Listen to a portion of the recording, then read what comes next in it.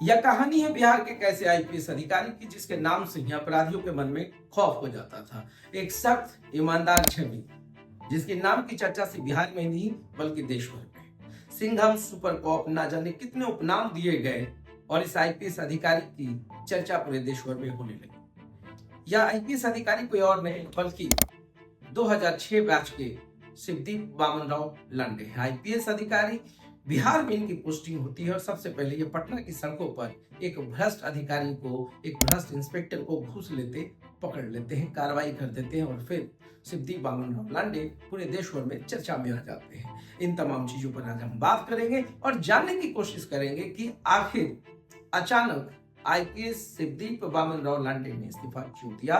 तो नमस्कार, मैं हूं रजनीकांत और आप देख रहे हैं साथ। पटना की सड़कों पर एक कार्रवाई और उसके बाद चर्चा में आए शिवदीप वामन राव लांडे की कहानी आगे बढ़ती चली गई। रोहतास में सबसे ज्यादा माफियाओं पर इन्होंने अंकुश लगाना शुरू किया।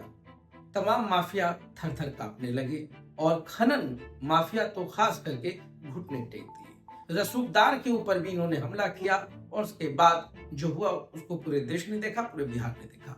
मुंगेर में नक्सलियों के खिलाफ कार्रवाई की।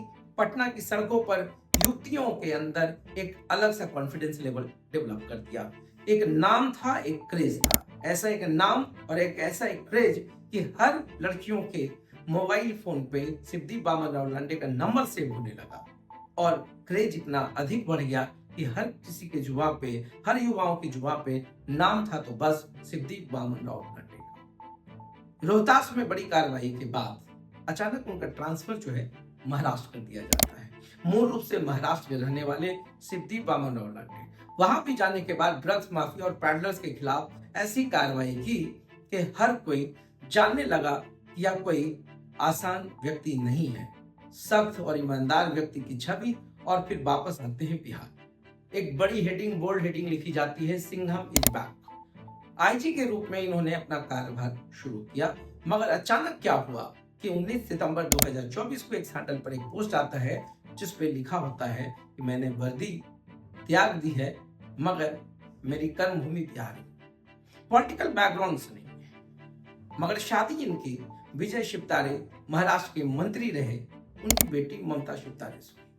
सब कुछ ठीक ठाक चल रहा था। एक हैंडल पर उन्होंने अपना दर्द भी बयां किया मगर यह भी लिखा कि मेरी पत्नी ने जो परित्याग किया है, जो त्याग किया है, जो समर्पण है उनका मेरे प्रति, मैं अब पूरी तरीके से फ्री होकर इस बिहार के लिए काम करूंगा। एक प्रेस वार्ता आयोजित होती है। सभी के मन में ये सवाल उठ रहे थे। एक हैंडल पर उनके कम ही फोटोज आते थे मगर उस फोटोज के पीछे सब कुछ छिपा हुआ था। सब कोई जानने की कोशिश कर रहे थे मगर समझ नहीं पा रहे थे कि आखिर शिवदीप वामन राव लांडे के मन में चल क्या रहा है। सब कुछ क्लियर था, क्लैरिटी था उनके विजन में, उनके कमिटमेंट में। और एक से बढ़कर एक पोस्ट आने लगा। हर फोटोज का एक कैप्शन और एक कैप्शन बहुत बड़ी चीजों की गवाही दे रही थी। पटना में आयोजित प्रेस वार्ता में उन्होंने स्पष्ट रूप से कहा कि मैं किसी पार्टी से इन्फ्लुएंस नहीं हूं। मैं बिहार के युवाओं के साथ जुड़ना चाहता हूं, बिहार के युवाओं के साथ कुछ करना चाहता हूं। मन में है कुछ बेहतर कर जाए। रन फॉर सेल्फ एक बैनर के तले शिवदीप वामन राव लांडे ने अपनी नई पारी का घोषणा किया है। अब इस नई पारी के साथ शिवदीप वामन राव लांडे बिहार के युवाओं के साथ कैसे जुड़ेंगे, उद्देश्य क्या है?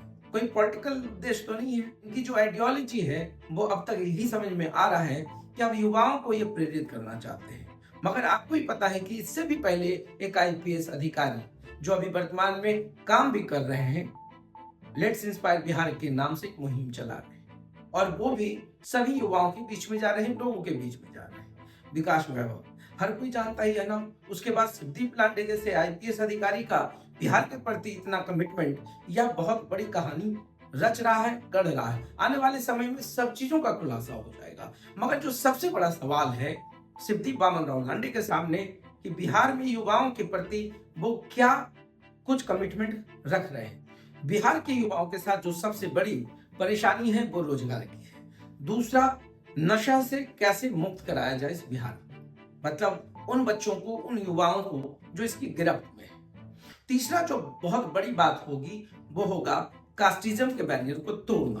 तीसरा जो युवाओं के साथ वो मिलकर करना चाह रहे हैं, उसमें उनके अधिकार से लेकर रोजगार और स्किल डेवलपमेंट की बात की जा रही है। सेल्फ और रन क्या कुछ नया दिशा तय करेगा, वो भी देखना दिलचस्प होगा। मगर जो मेरे समझ से है कि सिद्धि वामन राव लांडे एक युवाओं की पॉल तैयार करना चाहते हैं, युवाओं के साथ जुड़कर काम करना चाहते हैं, युवाओं के बेरोजगारी के ऊपर क्या कुछ फोकस करेंगे, क्या उनका जो संगठन है, जो संस्था है, वो क्या कुछ करेगी, क्या युवाओं को एडुकेट करने के लिए एक नया सा प्रोग्राम चलाया जाएगा, क्या स्किल डेवलपमेंट प्रोग्राम चलाए जाएंगे। युवाओं के पास डिग्री है, मगर जहां पर स्किल डेवलपमेंट की बात होती है वहां पर थोड़ी सी कमी है, जिसको ठीक करना होगा। और इसके बाद ही बिहार में एक नए बिहार के उदय की संभावना की जा सकती है, उम्मीद की जा सकती है। जब वो सिस्टम के उस पार थे तो उनको सब कुछ पता था, अब सिस्टम के इस पार है, जहां पर पब्लिक है, युवा है, लोग हैं, उनके बीच में उनको रह करके काम करना है। जब तक सिस्टम के उस पार थे, जब वो खुद सिस्टम में थे, तो उनको एक एक बारीकी के बारे में पता होगा।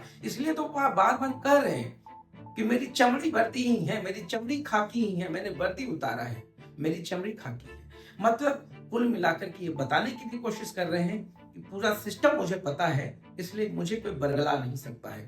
तो ये कुछ खूबियां हैं सिद्धि वामन राव लांडे की। मगर बिहार की सियासत में क्या मूव होगा, अगर वो किसी पॉलिटिकल पार्टी से नहीं जुड़ रहे हैं, तो क्या वो बिहार में जो युवा है, जो युवाओं की जो फौज तैयार करेंगे, क्या आने वाले समय में उनका कोई राजनीतिक मूव नहीं होगा, क्या कुछ होगा, युवाओं की आवाज कैसे बनेगी। तो अगला मूव क्या होगा, सेल्फ और रन के बैनर तले सिद्धि वामन राव लांडे क्या क्या करेंगे, इन तमाम चीजों पर मेरी निगाह है। और फिर हम कहेंगे कि एक सख्त, एक ईमानदार छवि के आईपीएस अधिकारी का बिहार में युवाओं के प्रति इतना कमिटमेंट और बिहार के युवाओं को विकसित करने का जो कमिटमेंट है, संकल्प है, वो भी देखना दिलचस्प होगा। तो देखते रहिए सार्थ। बहुत बहुत धन्यवाद।